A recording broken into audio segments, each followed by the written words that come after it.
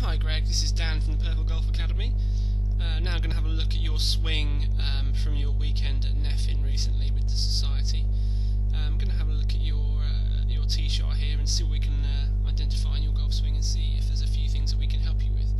I understand you hit a bit of a fade at the moment and I can see that swing shape in your swing, so I'm going to have a look at you and also compare you to Graham McDowell and show you some of the things that he does in his body action that you could maybe learn from. So first things first, let's take a look at you at address here, and it's a good setup here. I like the angles in your body. You've got good knee flakes there, nice and grounded, so you're using the ground well. It's good athletic looking setup. You do look quite strong there at address, which I like. The only thing I would say is that you do look a little bit sat on your heels here, Greg, and that's going to make it difficult to make a strong turn. That's something I see in your swing. You don't turn as well as you could, so I think you want to feel that you get at the moment your weight looks a little bit more around here, just towards the heels. I want to get you up onto the balls of your feet, so don't really change any angles, just feel a little bit more like you're just a bit more forward at address here, just everything a little bit more forward out onto the balls of your feet here, and that's just going to help you be a bit more athletic and not so flat-footed, and that'll help your body just wind up a little bit better in the takeaway. So that'll be the first thing I would just look for with you, Greg. Now if we just take you into your backswing here, in fact I'll tell you what, I'm just going to play this at full speed a couple of times first, just so we can get a feel for your action. So you can see the club gets a little bit high at the top there, and that left arm's very high at the top. And from there what happens is the body kind of straightens a bit in the downswing and the club comes down a bit too steep, and it's a little bit glancy across the ball and not as powerful as we would like. So let's take a look at it in detail here and talk you through where I think the key issues are that are causing you to be so sort of steep across the ball here. Just looking at your takeaway, and what I see happening here, now I just want to, you can see the club comes up above this original starting line. Now what we look for in the academy is you've got this shaft plane line at address here, and we want the club to track up that line until the club gets parallel with the ground, and then from there you want it really to be somewhere near parallel to that line as you get to the top of your backswing, and that's going to get the left arm in a nice sort of shallow position, nice and wound up, rather than being too high and choppy. So the more you can get that left arm playing shallow at the top, I'll just take you to the top and show you what I mean there. So there at the top of your backswing, your left arm is in what I would call quite a steep position. I'd rather see your left arm somewhere like that, just slightly steeper than your shoulder turn, and that's going to allow the arms then in the downswing, instead of coming down this kind of way, to come more around this way, which is going to be a more powerful approach on the ball. So our goal is to get that left arm a bit lower there in the backswing. So let me just take you back to address here and talk you through the main thing that I see happening in your backswing.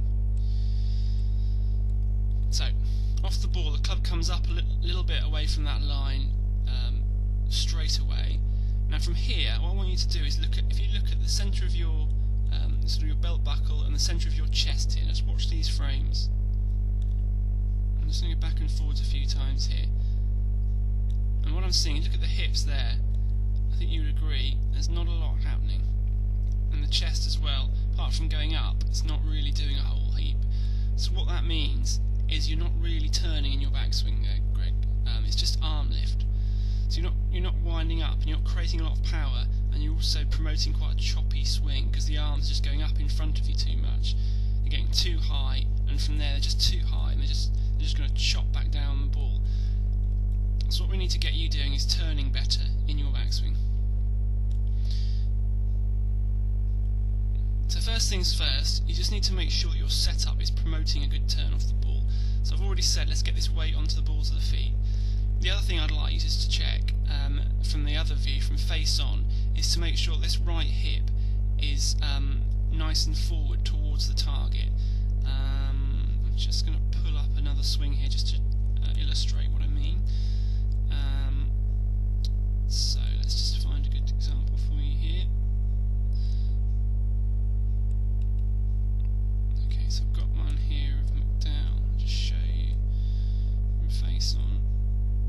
So McDowell here, you see the way his right hip is nicely inside his right heel.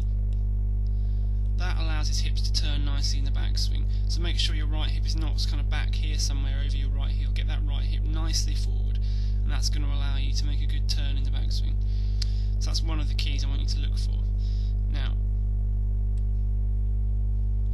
the other thing we need to do then off the ball is just work on getting this body turning. So this is just an arm lift up in front of you. What we really want to have happen is, rather than control this backswing with the arms, you want to control it with your chest and your hips. So you really want to feel like your hips and your chest are just going to turn off the ball, all the way, turning, all the way to about this point here. And that's going to get you nicely turned and get your hands more in this kind of position here, and your left arm more across the chest, so that the left arm's a little bit shallower in the backswing. Because what we find, if you look at your swing at the top here, see how your head is now higher than it was at address, and your hips have moved in towards the ball there. Now if I just mark your spine angle here at the top of the backswing, what's going to happen as you start down, the knees are working in towards the ball here, the hips have worked in towards the ball, and the chest is going to work up. See now how your spine is really straightening there. That spine angle is quite straight. So what that means is that you're not really able to apply any body speed, any body power into the hit.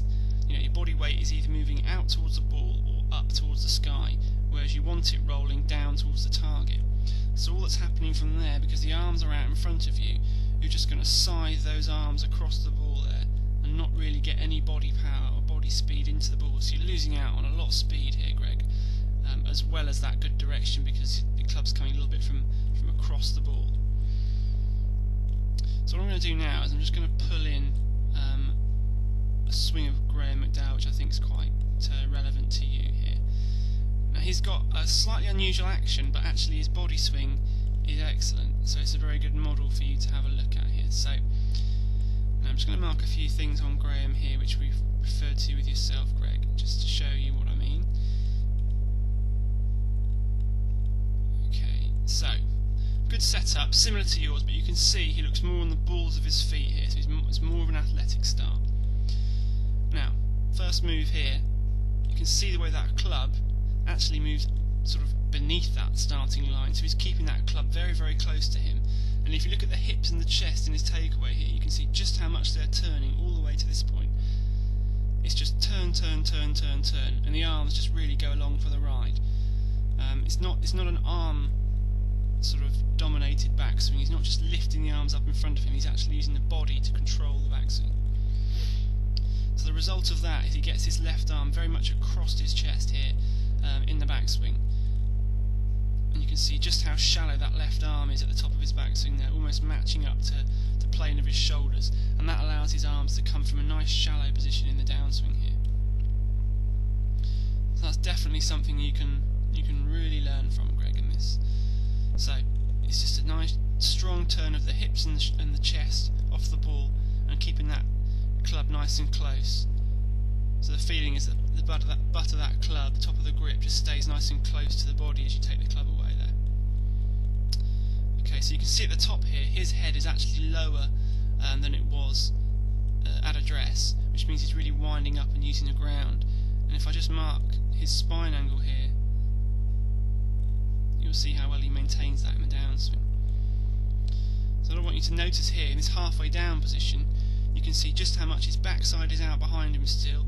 His knees have stayed back behind this starting line, and therefore his arms are much more shallow and his club's down on this original plane line. What it means is his body weight is now moving towards the target here, so he's able to apply a lot more speed. With you, if you remember, your knees were out here in front of this starting line towards the ball, and your spine was backing up and your arms were out in front of you, which is not as powerful a position. I'll just bring you in here, bring you in to show you what I mean there.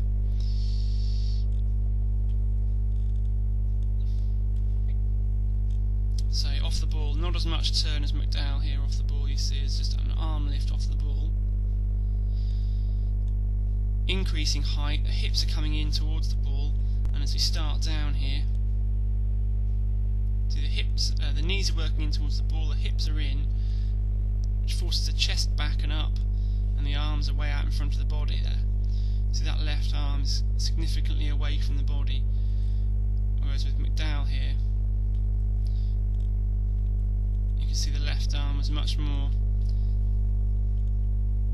under the body, rather than being out and away from the body as it was with you there.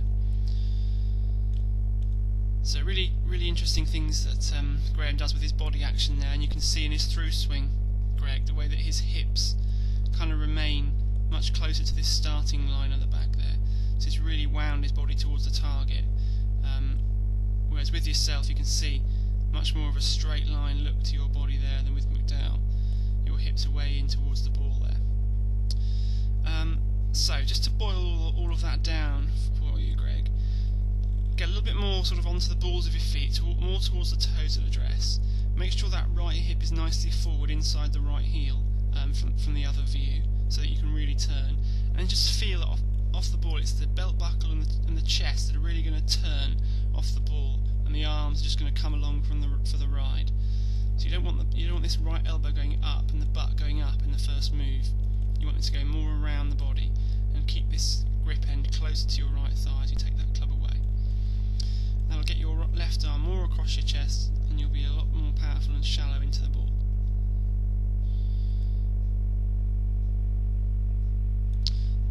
And that's it. It's just going to allow you to use your body more efficiently through the swing. So have a go with that, Greg, next time you get a chance to hit a few balls. Let me know how it goes, and if I can give you any more help, I'll be glad to do so. And it'd be good to see some more swings of you, possibly from the front view as well, so we can get a look at your setup from the front view. Make sure that you're promoting a good turn off the ball with your setup position. But you know, good action at the moment, and I'm looking forward to seeing it improving over the next few weeks. So I look forward to seeing some more swings from you soon, Greg.